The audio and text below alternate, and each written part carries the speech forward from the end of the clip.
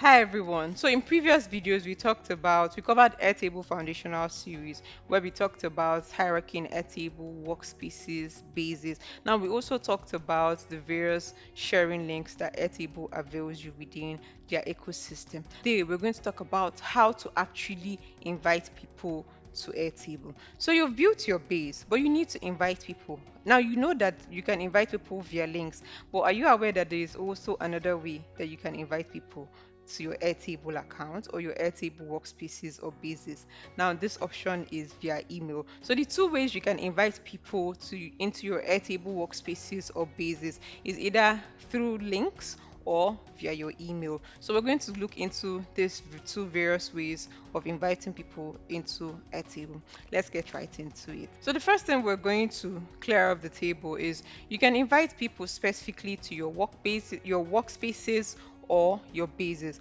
Now, inviting people via links or via emails apply to both your workspaces and your bases. We're also going to talk about how to ensure that you're using the right way of invitation to avoid data exposure or security breach when your data or your operations are involved. The first one we're going to look at is inviting via workspaces. It's the most common method where you just get to send an email to invite someone to your workspace. So let's walk through that process. Now, the first thing you will do is to click on your share button, right?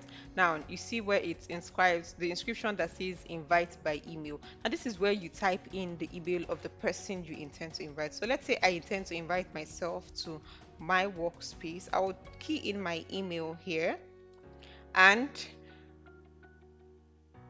you see that the option for permission levels pops up, and I decide to choose the permission level that I intend to give myself. So let's say I want to give myself the editor permission level of permission. That I need to do is to type in a message. The idea of typing in a message is so that you're able to give whoever you're inviting context behind the invitation or what is expected of the person within the workspace. So I can just type in I am a girl. I know this is not relative to it, but basically this is just an example, like an illustration.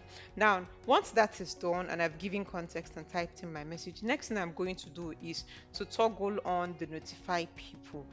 Most people toggle this off, but it's not best practice, because when you toggle it on, you're able to notify whoever it is that you have sent this email to that they have been invited to the workspace. And once you're done with that, the next thing you need to do is to do what is to click the invite button, and whoever I have invited to this workspace gets to see that they have been invited to the workspace, right?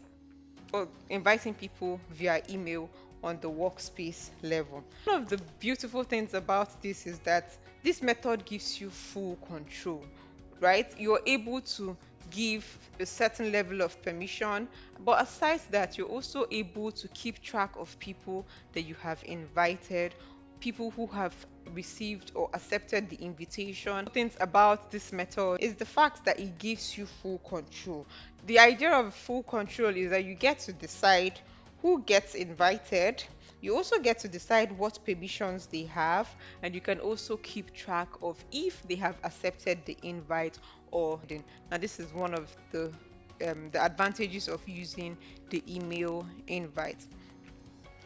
So the way to be able to keep track of who you have given access is to click on the button that says people with access. Now when I click on this button, it opens up um this page where I'm able to see everybody who has been invited to this workspace. So on this page, I've seen all the collaborators I have invited.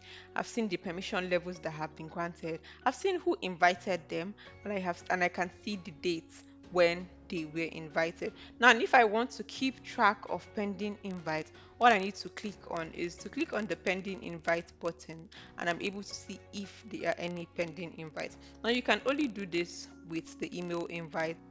So one of the beautiful things about this method of inviting people to your Airtable workspace is the fact that it gives you full control. Now, the idea of full control is that you get to decide who gets invited.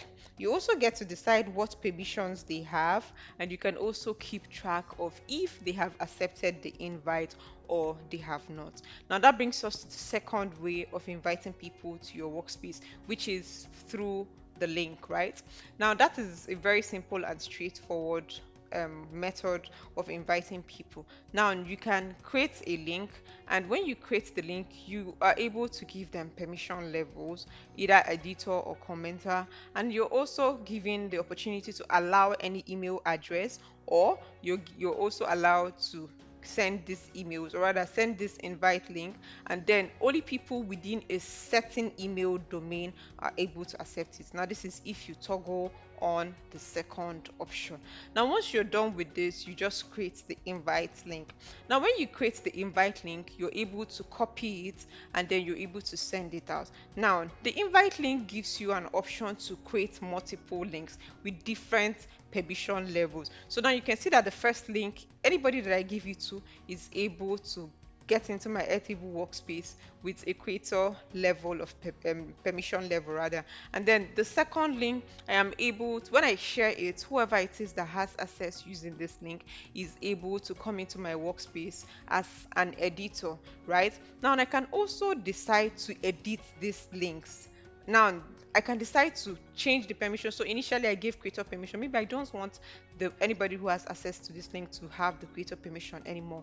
I can change it to the editor or the commenter permission. I can also decide to delete the link if I feel the link has been tampered with, or someone who I don't intend to have access to my workspace suddenly has access to it, so I can delete it. But if I don't want to delete it and I am done editing it, I can just click save, and the link would continue to work as normal. Now, this is inviting via links on the workspace level.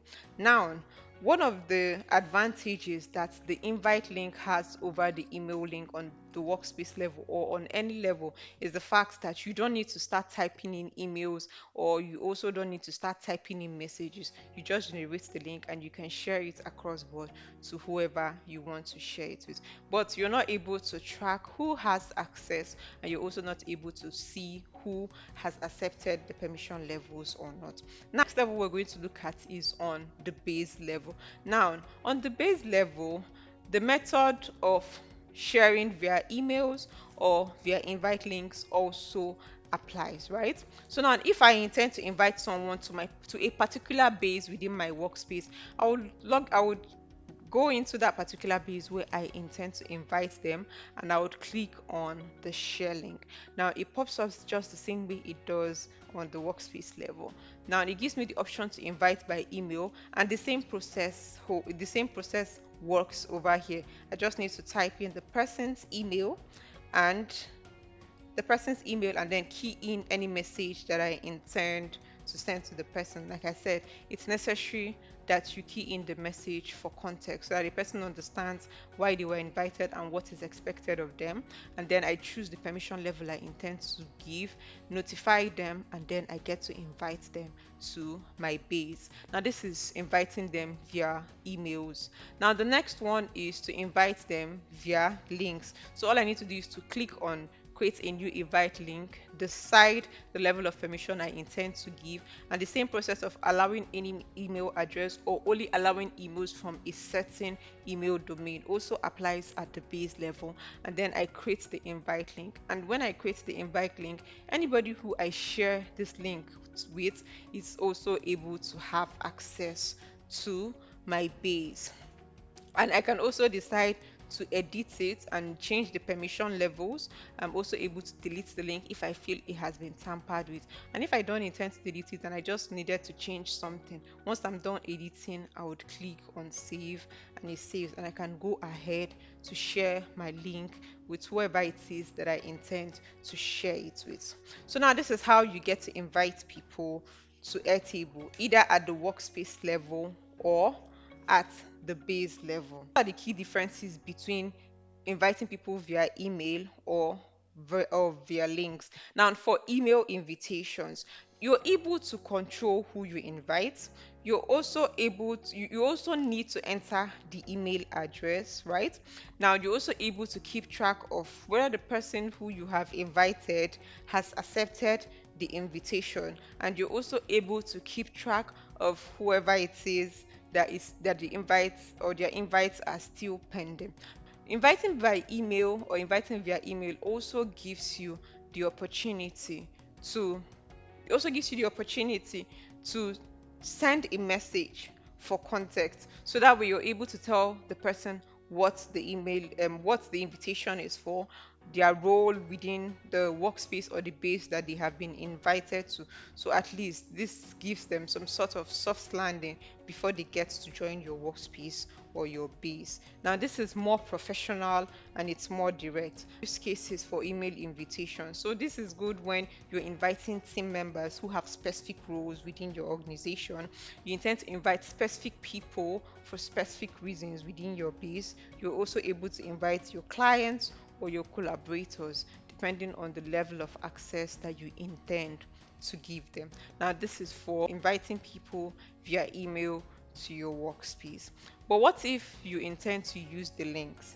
The link. Now the difference the invite link has from the email is that for the invite link you just need one link.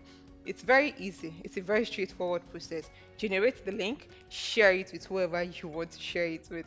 It's very simple. You key in the permission levels, you copy the link, and you share it across board for whoever it is you intend to give access to. Now, this is faster if you have to cover a large amount of persons where you just need to, or you could just share it to a group where everybody needs it. So now for this, you don't have to start keying in the emails or typing messages and stuff like that. It's very easy. Generate the email and then share to them. Now this is good when you have to work with large teams or you want to share a certain part of your workspace or your base for external people to have access to them. Now you can also get to share it. Maybe you want to share information on Slack channels and it's contained within your Airtable base. Now remember, this type of invite bears you out. So because you get to share it with external people. So always ensure that the information within the bases or the workspaces that you get to share do not contain any form of sensitive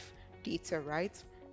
Now let's talk about the pros and the cons of these two ways of inviting people to your Airtable base. Now, on the part of email invite, you have to key in the email. So if you have over 100 people, you're going to have to key them in one after the order, right? So now this can be time consuming. But the pros of email invite is the fact that you're able to see who you have decided to invite. Now you're able to choose who you want to invite. You're able to send these messages to them, and you're also able to keep tabs on who has accepted or whose invitation is pending. So for those who are pending, you can decide to send a reminder or you can decide to remove the access completely. And that's for the email invites. Now for the invite links, the pros of the invite links is you don't have to key in emails, especially when you're working with a large team. You don't have to put them in one after the other. So you just need to generate the email and then you send it, generate the link rather, and then you send it to them. So that way you can cover larger grounds and you can get it across to more people, right? But the cons of working with the invite links is that you're unable to keep track of who has access to these links, right? You're also unable to keep track of who has accepted the invite via the links or whose invite is still pending. Now, you also do not have control of who has access to these things, because once it gets out there, it can be shared as randomly as it gets, right? So on both cases, email invites are more professional, but invite links get to cover more ground and it's less time consuming. Knowing the right type of invitation method depends on who you intend to share this link with: team members, clients, collaborators, shareholders, or maybe you just want to share it to a large group so that they get to have access to something within your workspace. So it's all dependent on the type of information you intend to share, right? on the workspace level and the base level. So the first one we're going to look at is email invites to your workspace. And that's it. So now you know how to invite people to Airtable using both methods, email invites and invite links. So you use email invites when you need control and tracking, and you use invite links when you need speed and flexibility. So if you found this helpful, you can check out other videos that I created on foundational Airtable topics like permission levels in Airtable, which is the perfect follow-up because you learn exactly what each permission level can do, which will help you make better decisions when inviting people. Don't forget to like and subscribe for more practical Airtable tutorials like this one. My name is Pamela and I'm a low-code, no-code developer and an AI automation expert. And I'll see you on the next one.